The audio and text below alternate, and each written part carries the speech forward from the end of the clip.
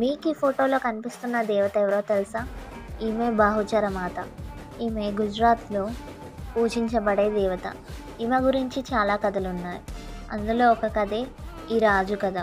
సంతానం లేని ఒక రాజు అమ్మవారిని ప్రార్థించగా అతనికి ఒక కుమారుడు జన్మించాడు. అయితే అతను గే. ఒక రాత్రి బహుచర మాత అతని కలలో కనిపించి తన జనాంగాలను కోసివేసి స్త్రీ దుస్తులను ధరించి ఆమెకు పూజలు చేయమంది. అలా చేయకపోతే 7 జన్మలు నపుంసకుడుగానే ఉంటావు అని శాపమిస్తుంది. ఇది విన్న ఆ రాజకుమారుడు తను చెప్పినట్టే చేస్తాడు. అలా హిజ్రాలకు ఆమె దేవతగా మారుతుంది.